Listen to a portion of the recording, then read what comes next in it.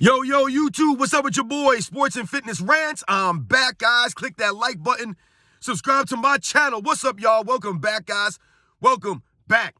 Got another great video for you guys today. As usual, you guys know the deal here, man. We're here to put some respect on Michael Jordan, put some respect on his era, right? The guys that he played against, because these guys are constantly being attacked, right? Over the last several years. You guys know the deal. You know what it is, man. You see the lies, the false narratives. That's what it's about in this channel, guys. So much respect to everybody who tunes into my channel. Thank you, all you guys, worldwide, man. Worldwide. Always got to shout you guys out, man, right? Poland, Germany, Australia, New Zealand, Belgium, Monte Carlo. I saw South Africa pop up for the first time. Shout out to South Africa. Jamaica, shout out to Jamaica. I saw them pop up for the first time. Trinidad and Tobago. Shout out to everybody in Atlanta. The ATL, shout it. Shout out to all you guys. Shout out to East LA. To all the people out there in East LA. Got a comment from somebody out in East LA. Shout out to all my Latinos out there. Much respect. Everybody worldwide, guys. Canada, the Philippines, the United Kingdom. All you guys. Much love, man. The Netherlands, Belgium, France. Everybody, guys, much respect. And in this video, we're going to speak about Michael Jordan and how he was born to be the greatest of all time, right? He was born at the right time, right? He came to the NBA at the right time. And what do I mean by that? We're going to talk about it in this video, guys. You guys know what to do, man. Turn the volume all the way up. Hit that play button. Remember, these videos are for educational purposes. And let's roll. You know, guys, before I roll into this video, I want to shout somebody out, man. Special shout out to Mike. I'm going to make sure I get this right. Mike XXX11. So that's right, Mike XXX11. Shout out to you for the super thanks. Once again, much respect to you guys for donating to my channel. Shout out to Mike XXX11. Thank you for your super thanks. Thank you for your support. I appreciate it, man. It means a lot to me. So, yes, guys, when I say that Michael Jordan, right, was born at the right time, right? Michael Jordan was born to be the greatest of all time, right? He came into the NBA at the perfect time. Now, you may have heard people say this before, and it's actually 100% accurate. Michael Jordan came to the NBA at the perfect time, right? He was born at the perfect time, right? He was born to be the greatest of all time. Now, let's think about this. When I say that Michael Jordan, right, was born to be the greatest of all time, right? He was born to play basketball, right? I've talked about this before, right? And we think about that movie, right? The video, Come Fly With Me, right? The documentary video about Michael Jordan, right? His first one ever released called Come Fly With Me. And in that video was a quote from Michael Jordan's father where he said that every once in a while you come across people in life that you realize are born to do one thing. And he realized that his son, Michael Jordan, was born to be an NBA basketball player. He was born to be a star. That's what he realized about Michael Jordan. He was born for it. Now, why would Michael Jordan's father say these things? Well, we must think about Michael Jordan's dimensions, right? Michael Jordan's parents not being that tall. Michael Jordan being the tallest person in his family, right? By a lot, right? His father is I think 6 feet tall, maybe. His mother is not tall. His brothers, sisters, none of them are as tall as him. Yet Michael Jordan is 6'6", right? So that goes to show you that he was blessed with something, right? We think about Michael Jordan's hands, right? These freakishly large hands of Michael Jordan, right? That are larger than most NBA players. Most players that are his size don't have hands that big. That was Michael Jordan, right? That goes to him having those gifts, being blessed to play the game of basketball. Think about all of Michael Jordan's athletic ability, his lateral quickness, the quick first step, the speed of Michael Jordan, his leaping ability, his ability to hang in the air, right, and contort his body. All that lends itself to being better at basketball, right? All those athletic abilities, those traits, those attributes, right, allow Michael Jordan to be greater at basketball than a lot of other people who don't have that athleticism like that. Michael Jordan's one of the greatest basketball athletes of all time, right? The quickest first step I've ever seen, right? One of the highest jumpers the league has ever seen. One of the fastest players with or without the basketball the league has ever seen. So when we think about that, right? that shows that Michael Jordan was actually built to play basketball. He was built for it. Look at his body, right? I've talked about this. The lean physique, right? 6'6", about 200 pounds, all muscle, Michael Jordan, right? Very lean. He was built the perfect dimensions, the longer arms for someone his height, right? He was built to play basketball. When we say that Michael Jordan came at the right time, right? When we say that he came at the right time, what does that mean? Well, if we think about the NBA, guys, right? And we think about some of the all-time greats in NBA's history, right? That played in past eras, right? The 50s, the 60s, even the 70s. These guys did not have, right? They don't have the footage, right? There's no video footage, right, of these guys in the 50s and the 60s, right? It's rare, the footage. It's not as easily accessible, right? You can't easily find it. And if you do see video of these times, what? It's very grainy, right? You can't really see it that clearly, right? So that takes away from these guys' greatness. The Bill Russells, the Bob Cousy's, the George Mikens, the Wilt Chamberlains, the Bob Pettits, right? The Rick Barrys, the Nate Thurmans, all these guys, even the early Kareem Abdul-Jabbar, Oscar Robertson, Jerry West, right? Even Dr. J and these guys who played in the 70s. The video footage is not like that, like we have for what? The 80s, the 90s, right? If you think about Michael Jordan's era, right? Let's say the 90s. That was really where you start to have the first, when you look at video footage now of the 90s, yes, it might be grainy to a degree, but it's still watchable, right? You can still watch it and enjoy it. Me, myself, personally, I'm always watching old videos from the late 80s, the 90s, right? I love watching old Michael Jordan film. You can watch it still, right? So in that regard, that allows the guys of the 90s, right, to stand on the video footage. Whereas guys like Wilt Chamberlain, Bill Russell, and these others, right, all they really have is the word of mouth from fans back in the day, right? The older generation. Maybe they have some old newspaper clippings or some old articles and things like that. But the actual video footage is not there for the average fan to look at and judge, right? And be amazed at these guys back then and what they were dealing with. Also, when we think about Michael Jordan coming at the right time, right? I talk about video footage, right?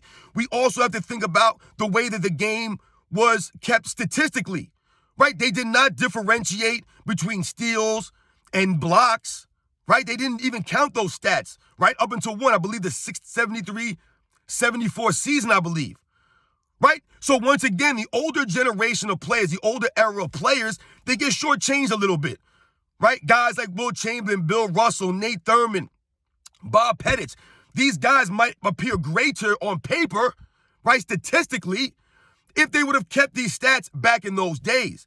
So it takes away from their greatness a little bit for the average fan who wants to look at numbers, right? They don't have the numbers for these guys. Blocks and steals weren't counted until 73, 74, right?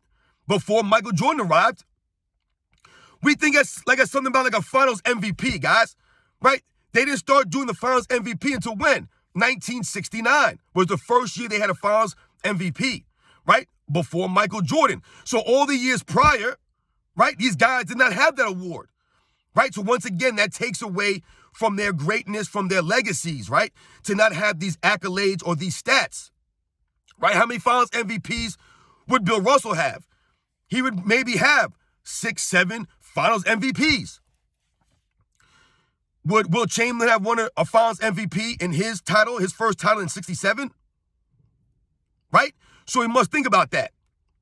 Also, things like a Defensive Player of the Year award. They didn't have Defensive Player of the Year awards until when? The 80s, right? Once again, these guys that came before the 80s, right, they were not allowed to win that award, right? It wasn't around that award. So guys, once again, the guys who played in the 50s, the 60s, the 70s, they were somewhat shortchanged, right? As far as having an accolade, right? Many guys, didn't get that accolade. How many Defensive Player of the Years would Bill Russell have? How many would Wilt Chamberlain have? Kareem Abdul-Jabbar, right? Nate Thurman, John Havlicek, Jerry West, Walt Clyde Frazier. Would these guys have Defensive Player of the Year awards in their eras? Right? Michael Jordan, that was around in his era when he played, right? Even things about the playoff formats, the amount of teams in the league, all these things were greater when Michael Jordan came into the NBA, right? There were more rounds to win, right? There were more teams in the league, right?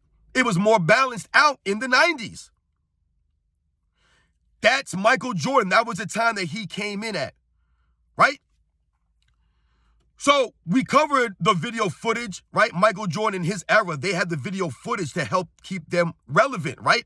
To help us to explain their greatness. Not only do we talk about it, we have numbers and things like that, but you have the video footage to back up all of that stuff. That's the most important part here.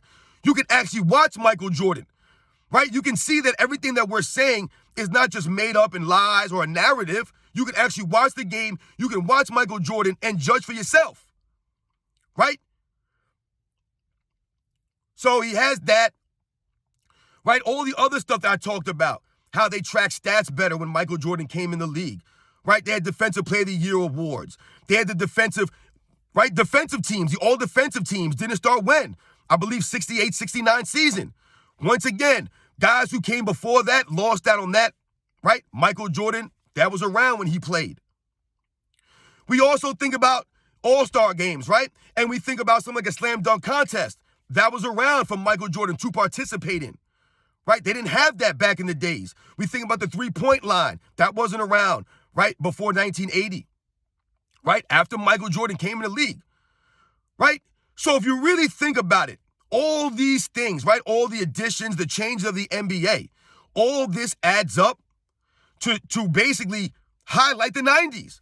That's all happened. All this came around, right, the 70s, right, the 80s, and then by the 90s, everything came in full circle, which is why the 90s is considered the golden era of the NBA, right? That transition from the 80s into the 90s is considered the golden era of the NBA, right? To me, the 90s was the most popular era. It was the most well-balanced NBA, right? Because like I told you, you didn't have the three-point line before the 80s.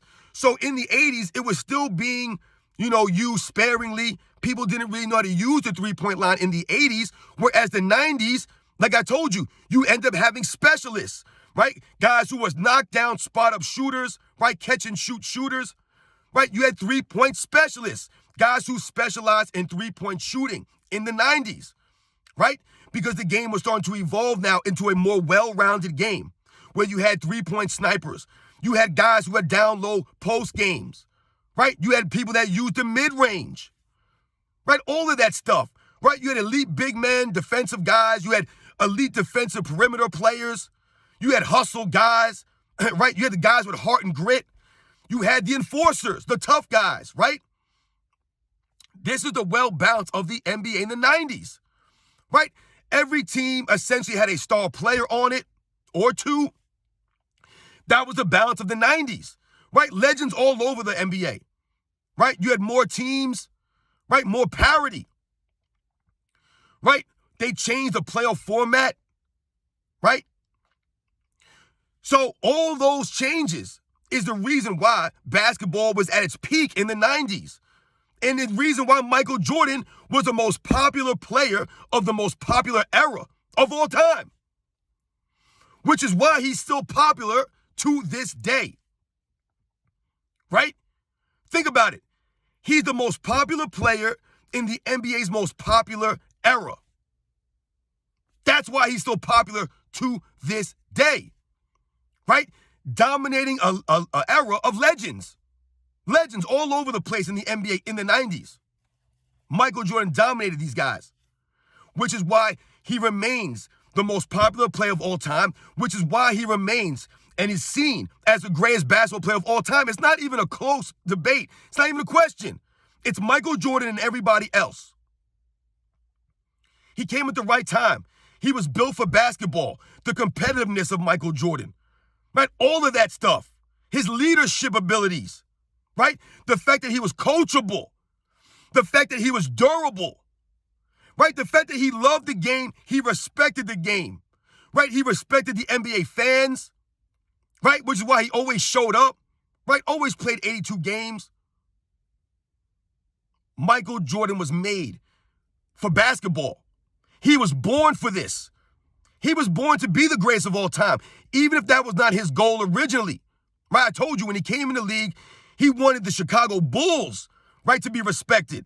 That's what it was about for him, the team aspect, winning. He wanted to be known as a winner, like a Larry Bird, like a Magic Johnson, right?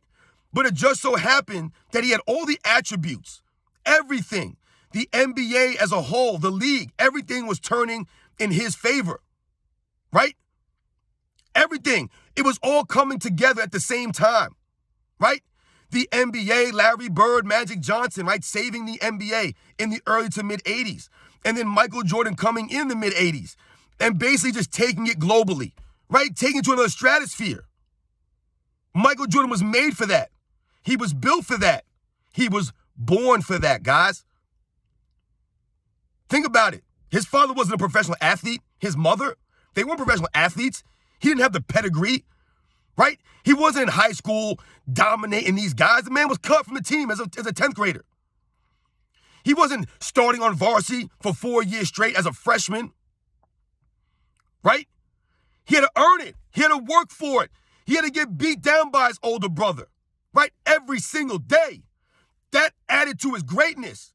Because what happened to Michael Jordan when he came to the NBA, y'all? First, he was left at the airport as a rookie, right? He was left at the airport. No respect. And then what happened? Then he had to earn his respect by taking the beatings over and over again by the Detroit Pistons, the Boston Celtics. They were essentially Larry Jordan, right? They were his older brother to beat down the Chicago Bulls, to beat down Michael Jordan, right? And what do they always talk about with pressure, y'all? Right? Pressure creates diamonds. And that's what happened to Michael Jordan.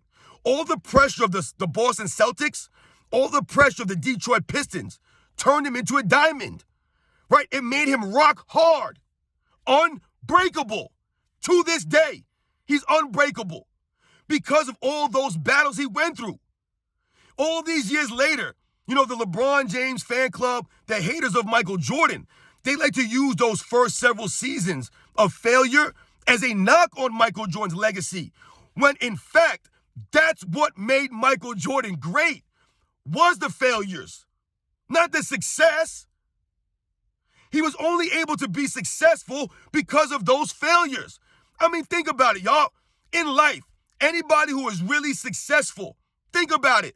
They'll often tell you that they had many, many failures in their lives, in their careers leading up to that success. Does anybody hold it against them? Does anybody remember that Denzel Washington was a garbage man before he became an actor, right? Before he became anybody. He was a garbage man. That's what made him who he was, the struggle. And that's what made Michael Jordan, the struggle. And that's why these players of this era, they'll never be seen on the level of these other guys because they refuse to go through the struggle. Instead of being satisfied with maybe one championship in a 15-year career, they're trying to win as many championships in their career, but they're not doing it the right way, right? It's not organic, so we don't respect it, right? It's manufactured. Trying to make things easier instead of going through the battles and earning it, like Michael Jordan did. So shout out to Michael Jordan, y'all. His greatness, right? This is why we will not allow the lies to stand any longer. This man respected the game, and he did a lot for the NBA. He took it global. He carried the league in the 90s with all the other great players. Michael Jordan was the star of stars. It was his league. It was his world. He came at the right time. He was born to be the greatest player of all time. He had it all. The charisma, the swag. Think about him off the court, y'all. The movies, the clothing, the brand. That's Michael Jordan. He was the first player to do that. He's the richest basketball player, the richest athlete of all time. It's Michael Jordan. He's the one knocking down those doors financially for these current players, right? They're standing on the shoulders of Michael Jordan, just like Michael Jordan was standing on the shoulders of the guys who came before him. He didn't forget. But these guys today, they forget about that. You guys know the deal, man. Michael Jordan was born to be the greatest of all time. It's not a coincidence, guys. It wasn't an accident. He was born for it. He had the perfect mind, the body, everything, spirit, everything to be a winner. And he always maximized his abilities. And he maximized his career. I'll catch you guys on the next one.